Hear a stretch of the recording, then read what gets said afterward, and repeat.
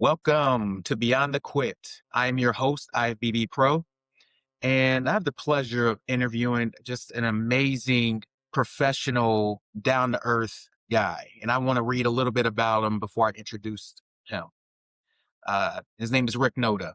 Born into legacy of perseverance, Rick is the son of a father from Kosrae, Micronesia, and a mother from Chicago who pursued opportunity through education and athletics. He built a life rooted in family, marrying his college sweetheart, raising three children, and now enjoying life as a grandfather on 30 acres in rural Michigan.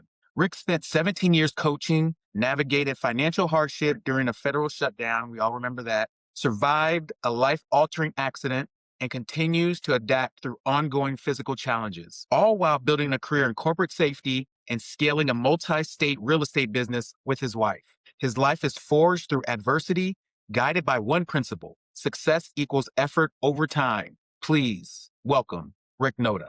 What's up, Rick? Hey, thanks, Peter. I appreciate you having me on the pod, man. Absolutely.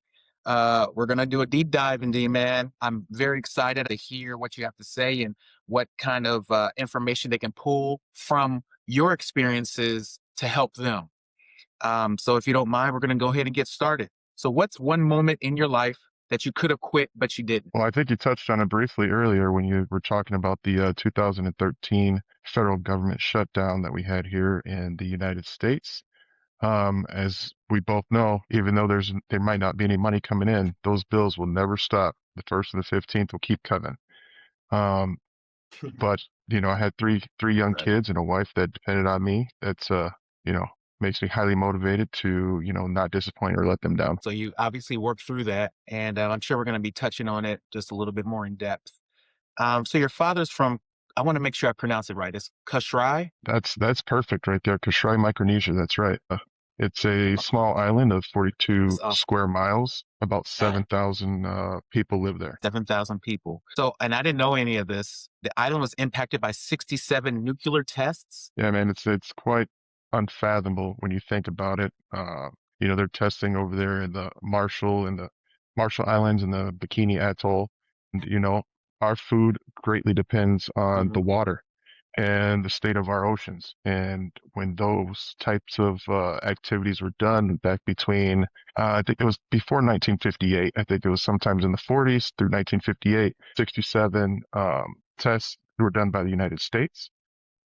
And that leaches back into the water and our food source. So what has happened through the years that I mean, it's not a scientific study or anything like that, but just what I have noticed through relatives, family members, and extended family on the island, that some long-term effects from that testing has been not only Mm. detrimental to their health and well-being, but our people have a lot of eyesight problems, um, a lot of dental problems, so all the soft tissue type problems. So, navigating that as a culture, as a people, is it's going to take continued work on our side. Wow. So how does that growing up, knowing that shaped your view of opportunity, that specific situation? Yeah, I would have to say that it makes me very humble to realize that my father came a long way to provide my sister and I a better alternative way of life over here on the mainland, and um, I think I just take full advantage of any opportunity and just forge steam full ahead to ensuring, that the inevitable outcome will be, generational wealth and not trauma. Mm. Do you feel that with everything that your dad went through, parents in general, right? Because I know your mom, uh, like my parents, dealt with what they've dealt with. But do you feel like any of those situations made you feel like you had to maximize your opportunities no matter what? Absolutely. As the oldest, not just son, but oldest of my sister and I, there's always been this inherent pressure that equals the kind of privilege that I've been able to grow up with and be surrounded around with a strong-willed African American mother, as well as the physically strong veteran that my dad was. So speaking of your parents, you said that they should have never met. On paper, they should have never met, right? Right. I'm assuming just kind of explain that part of it.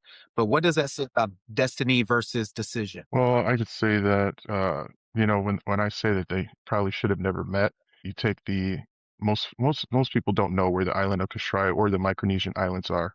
And so I like to tell them it's about 2,800 miles southwest of Hawaii and only like about 500 kilometers north of the equator.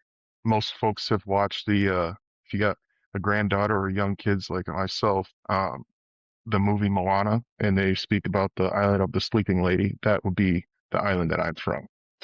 And It, it's oh, interesting really? to yeah, it's very interesting to learn about the history from over back home where we've been influenced by German rulers, Spanish conquistador rulers, and the Japanese, inevitably turning into the Federated States of Micronesia, which is controlled by the U.S. government. So there's lots of odds and ends to it, but one of the main ways to getting off of the island, and it's weird when you think about it, when you're born and you see paradise, what we all try and escape to from time to time. There are individuals on the island that are like, hey, I want to see what else is out there. I want to see what the world has to offer. A couple ways of doing that would be by going to secondary schooling and getting an education. And when, some folks' grades aren't all that great, they have to, take an alternative route and join the army or any of the armed forces that we have. And my father chose the army. And when he Yeah. went, he was able to go get his secondary education on top of that, as well as meeting my mother at Grand Valley State University. Just a coincidence they happened to be going to Wow. the same college during the same time from one That's end of the earth from Flint, Michigan, by way of Chicago. The south side of Chicago has been, um, it's very humbling when I get to think about just the oddities that me and you sitting here having this conversation today. One decision could have changed all of it. hmm I have a side question about how realistic is the movie compared to reality of that location, just for the audience. On the island, it's interesting when I asked my younger cousins, very young, they're probably preteen, adolescent ages, and I asked them, what would you rather have, pizza or Wi-Fi? And the overwhelming answer is Wi-Fi. And kids and the devices these days, and trying to stay in touch with all aspects of the world, keeping up with current events, talking, just commuting with your friends. It's a different way of life. Everything's done on island time. Uh, so it's a different world by being over here in the mainland. We can just go to the nearest quick service restaurant, fast food restaurant, pick something up. Hey, if you don't catch fish, or if you don't go to the mountains and go hunt a wild hog, you're gonna become vegetarian real quick. So that's one of the life lessons I've learned is going up into the mountains with my Wow. uncles, hunting with just a couple of dogs and a knife and a machete, and coming back and being able to feed the whole family is it's very communal. It's very intimate. It's a Wow. something that's been passed down for generations. So your mom and dad met at Grand Valley State University. Walk me through that. Like not really the meeting, but they met, they ended up getting married, obviously. So what was the next step? Like what did the home life look like? Because it's two different aspects. Your mom was African American, your dad is um from Micronesia. How did like sacrifice look? Right? How did growing up look? Was there a conflict of just cultures? It's in the little details, I would say.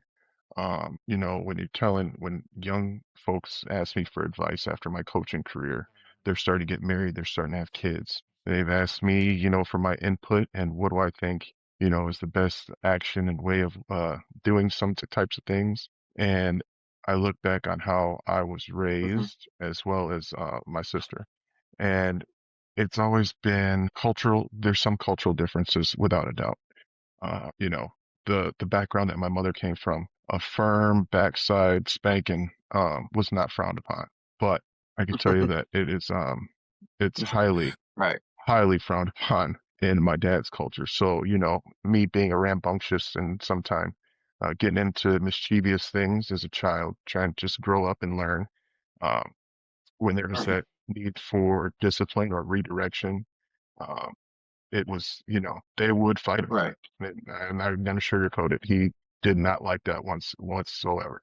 So little things like that. Mhm. But I grew up as a military vet. Once my father was in the military, my mother also, she joined, but she was a RN, a registered nurse on base. And so, yeah, my sister and I, we grew up as Army brats. So we've lived in Texas, we've lived in Germany. We inevitably came back to the United States. We landed in a little town called Okemos, Michigan, which is right outside of East Lansing, or the capital of Lansing here in Michigan. So it's been, I remember all those experiences. I remember I still have my passport from when I was a baby, has the stamps in there. My mother signed it, so it's like on behalf of. So it's interesting just the memories that I have watching my dad PT, um, and me going along with him trying to ride my bike and keep up as hard as I could, but he was definitely outpacing me with my little legs. So um, yeah, it's been so many different um, locations that I've been able to become almost, Mhm. I call it like a chameleon. I adapt to any situation or environment. I love meeting new Oh people. yeah. That's like one of my most favorite things to do is meet new people, learn a little bit about you, and then we will always have some kind of common ground, whether it be family, food, or sports. Um, it doesn't matter. We can connect over pretty much anything. But yeah, I truly enjoyed my upbringing and the benefits I had of having two military parents. That discipline has been instilled in me. So it's been a great ride. What was your favorite location to live in? Ooh, I'm gonna say Texas for the food, Germany because I was Mm. the unofficial interpreter when we were there, as I was young enough to start absorbing the language and learning. I wish I would have been able to retain any of that, but uh, I'd say Germany because Mhm. the festivals, those big tents, and out in the middle of a field, just everybody getting along. My dad would take me to those events, and I'd have a blast. Not, I mean, as a as a child, and I wasn't drinking, so I knew it had to be a good time. Right. Okay. Texas for the food, Germany for the culture is what I'm hearing from you. Absolutely. Nice. You brought up discipline, and I bet your discipline was, I know your mom did. I grew up, obviously, both my parents were African Americans. The swift spanking on the backside wasn't out of the norm, screaming, yelling, when you did wrong. But your dad had a different approach. So how did discipline look like? I understand your household. Take that away, and you being a father, grandfather, a leader, how does discipline look like from your upbringing today? Well, that discipline has sustained me through all those years.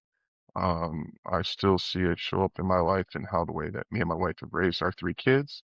And, they don't lie when they say when you become a grandparent, you get a little soft. So that has definitely unlocked that side of me that I never knew was in there. But my granddaughter, she's fantastic. I joke with my wife and I say, we had three young kids at the same time, and I coached multiple teams simultaneously. But when we have her for one weekend, I'm Mm. whooped. I need a nap. Grandpa needs Papa needs a nap time stat immediately. So, it's just Right. the amount of energy and her keeping me young or feeling young or at least getting up and doing stuff every day, taking her to the park. We live close to a recreational area, so it's a state park right next to the house. So she gets to go to her beach and her park and all those types of things, which is Oh no. you know, that's one of the most rewarding things that we've been able to provide. Doesn't your acres line up to the beach or to the state park, like It's literally? it's less than 3.5 miles away from the state park, where you can boat, Wow. fish, sandy bottom, Nice. clear lake.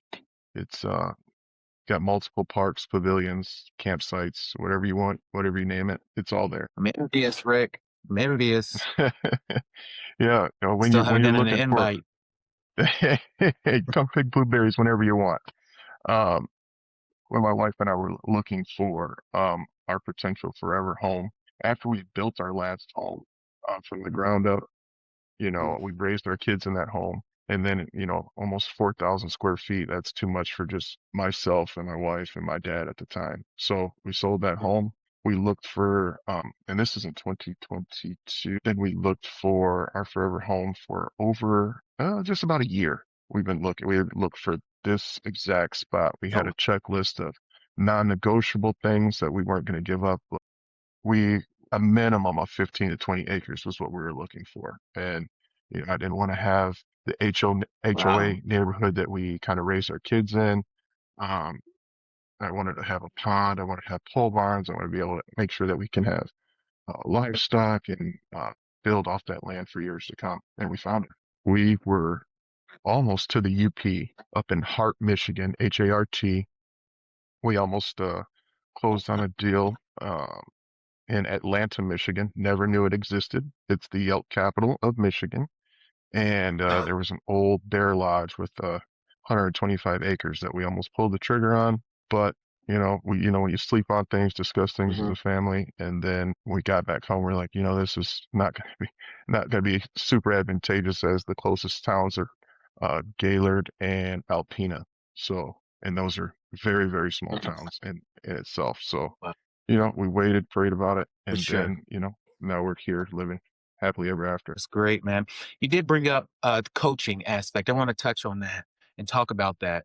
Um, Talk to me about your coaching. You coached for 17 years basketball, and you said multiple teams. Like, kind of give me some information on that, man. Break it down. I just started out as a youth coach, coaching my kids, becoming an assistant, inevitably becoming the Hmm. head coach of those youth teams. And as they kind of grew up and through the ranks of playing with all their friends, they, their friends, parents all had like-minded goals for their kids.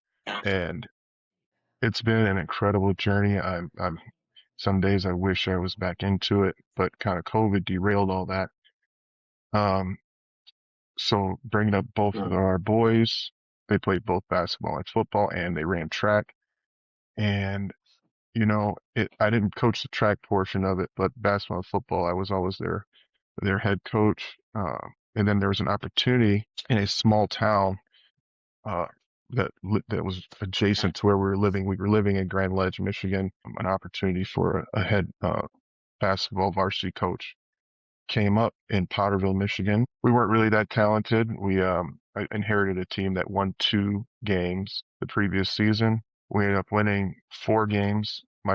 2 games my first year. Second year we won 4 games, and then the next year we won 10. And then inevitably, one of the last seasons we went 17-5.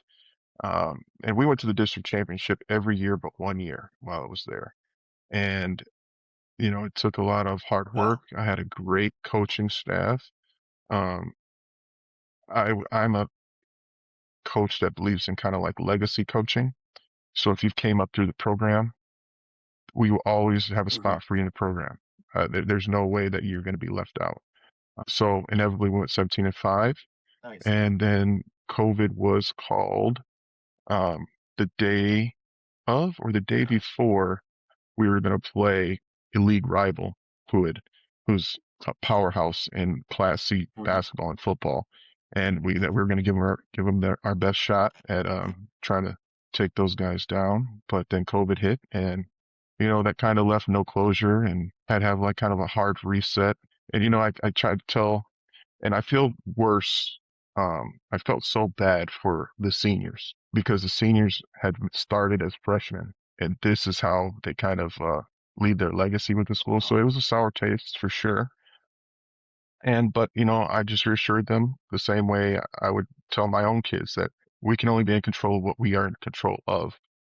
And the pressures and all those types of things, those are going to reveal folks taking these young guys and having them learn and just true identity. So coaching, taking I'm not just trying to teach basketball or football, or it's the life lessons that come along with those sports, like discipline and decision making and how to work within a team, how to get along with someone that you may not particularly be on their good side, or you're going to have a wife that is going to be demanding, and you're going to have kids that are going to depend on you, and that the pressure is really going to reveal your true identity. And that's kind of what I try to instill in all my players, and even my own kids.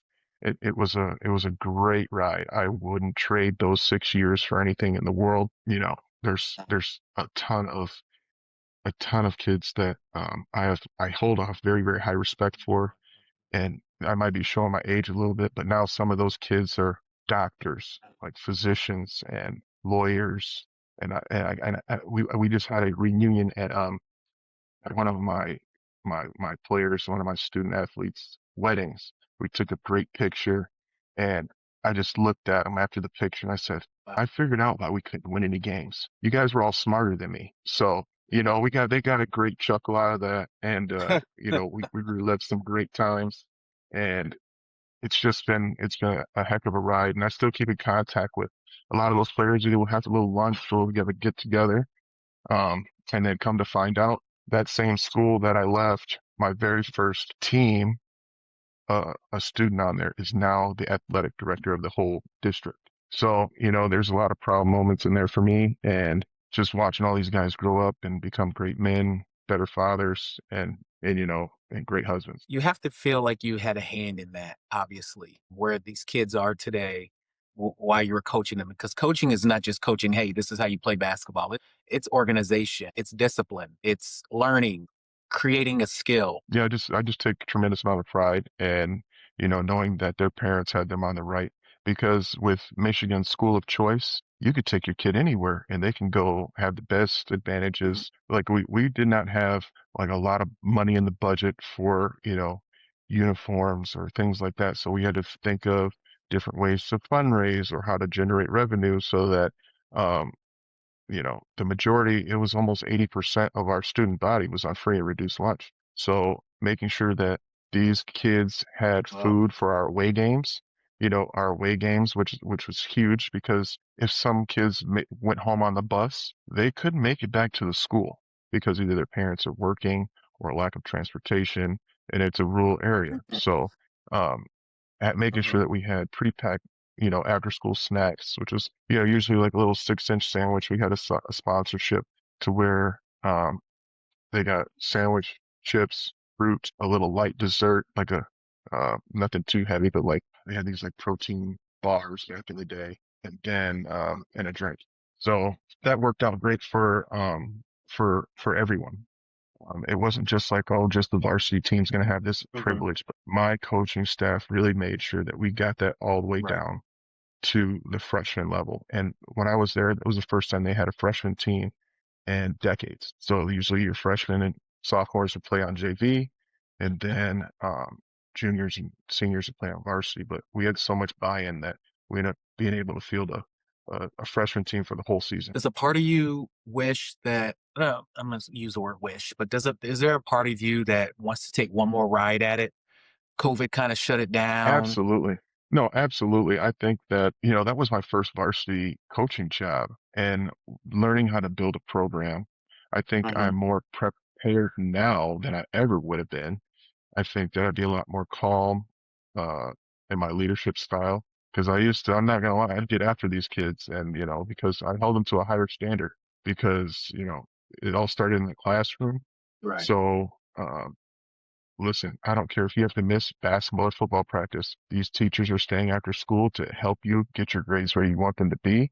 And that process worked out that's the only, besides, unforeseen circumstance, illness, or, parents' permission, that is the one excused absence that there's no questions asked. I trust you're going to take care of what you need to take care of in the classroom so that you can be eligible for your teammates and your team come game day. I think that I might have one last ride in me. I've never coached girls sports. Like my daughter, my oldest daughter, she did bowling, and bowling was what she wanted to do, and I'm not a great bowler by whatsoever. So just watching her learn from someone else was great. So I think I have the opportunity with our grandbaby to, maybe experience the girls basketball side, or golf, or tennis, or Yeah. whatever she may be interested in. I want to switch gears a little bit. Yeah, 2013 federal shutdown. You had, like most people, no income, brand new home, young kids, wife. Take me through that whole process, man. What you were going through. Did you feel failure? was there? I mean, were the kids watching? Did they understand what was going on? How did your marriage, how'd you guys work through this shutdown and stay intact and stay on the same team? Talk to me about that, man. Yeah, so back then I worked I worked for Homeland Security and I worked in emergency preparedness and I was an intelligence officer. And, that shut down and, all the preparation before that. So I'm not saying we knew it was coming, but in the preparedness field, you always want to have, a few months of reserves and your finances and those types of things for these unforeseen circumstances. So my wife and I, we had, like we were a united front. So we had to do some financial recalibrations, which was, at times not pretty, but I will tell you that we were prepared and we did that prior to us purchasing that and building that home because we had to tell our kids, like, hey, if we want to change our standard of living, there might not be any birthday gifts this year. There might not be any Christmas gifts, but we will have each other. And I promise you, if I promise you that Mm-hmm. you'll love where we're going to stay next. And, our kids made a bunch of, you know, promises like, yeah, we're going to keep the house sale ready and all this type of stuff and keep it clean and do it. For the most part, they did a great job. Now the kids will be kids, but I really use the fear, as fuel just because, the fear of Yeah. failure. I hate losing more than I like to win. That really was our motivating factor. And my wife is, the backbone of everything that happens on this side of the pond. And, um, she really, you know, she picks up everywhere where I'm lacking. We're the perfect fit, the yin and yang. And it's been like that since day one. How long have you been married? We've been together since 2003. Wow. It's a blessing, man. So federal shutdown hit you, but you said, and I paraphrase, you hate losing more than you like winning. That's a very strong statement. But you got through it. Your kids understood. Maybe they didn't understand at that moment, but they understood, and you guys raised an amazing family. 2013, but 2014. Walk me through that. What happened in 2014? 2014, I had just had to pivot. After after having to send out those notifications that hey, it was on Langley, Virginia. I had the government officials gave that to us to give to your creditors. And so I was like, man, I don't know how long this is going to last. And the uncertainty really kind of made me pivot in a way to find, a different means or an alternative way of life or making a living. And the accident that ended up happening, I was on my way to, I was taking classes through, because I was working for the state of Michigan in the Department of Treasury, and I was taking classes to fulfill my degree obligations for undergrad. And one night I'm just headed down the road. It's a 30-mile-an-hour road, one-way street.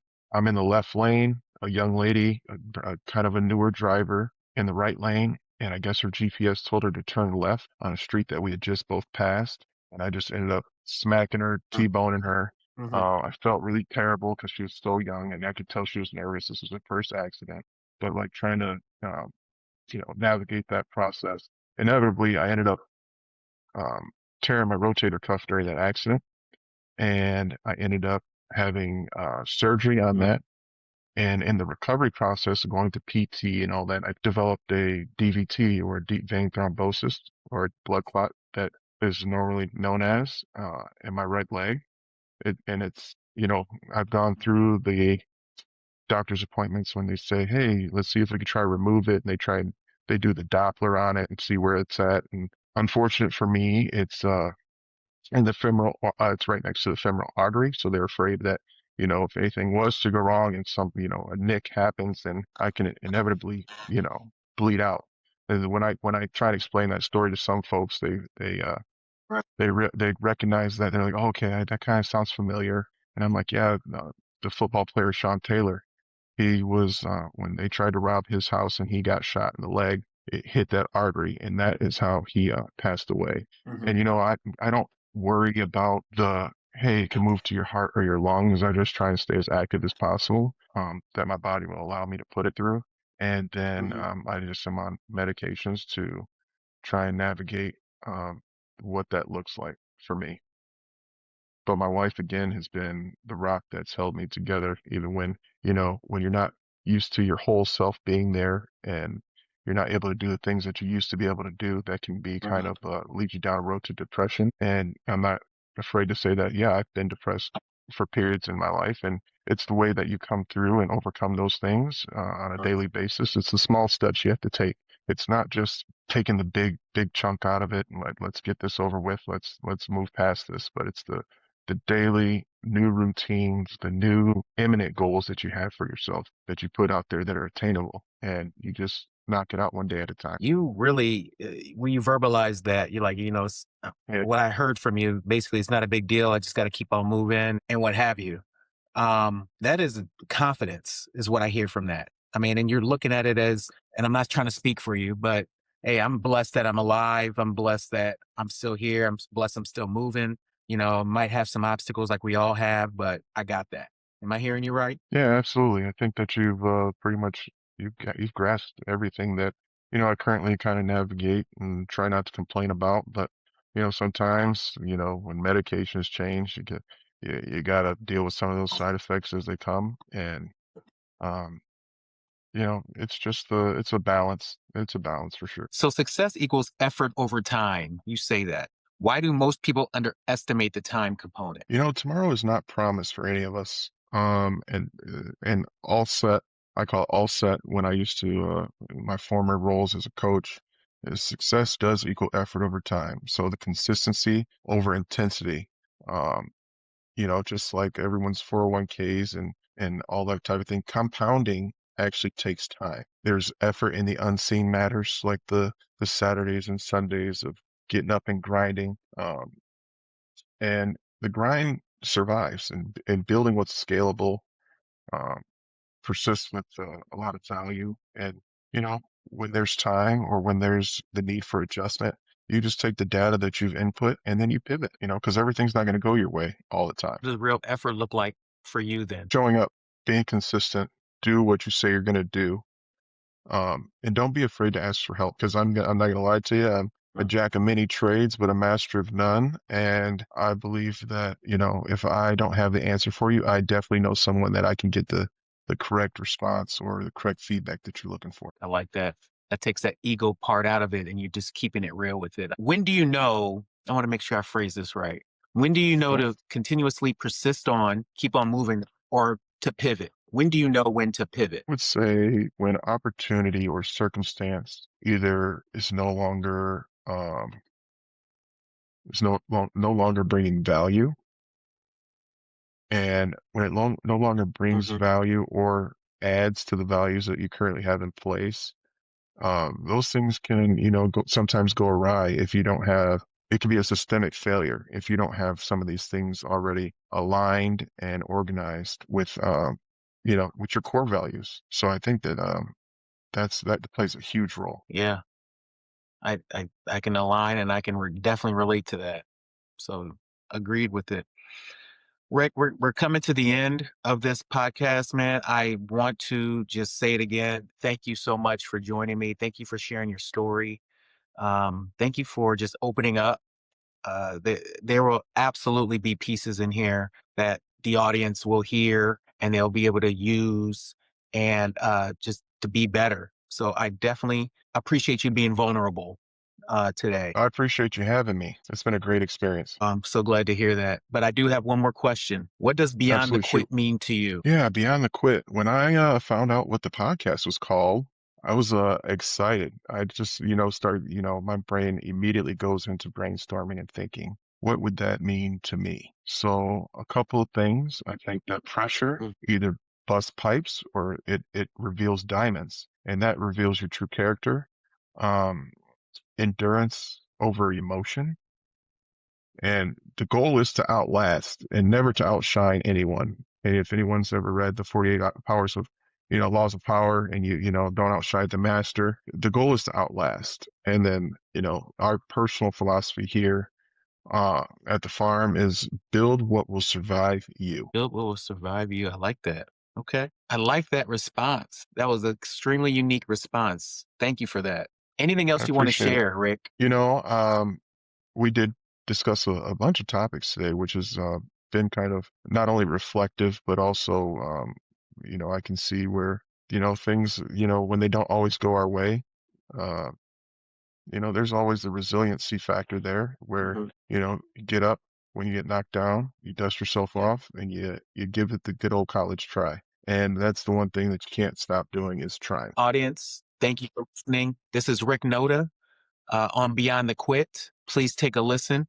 Remember, we're on Apple Podcasts, Spotify, Amazon Music, with Audible, and of course, YouTube.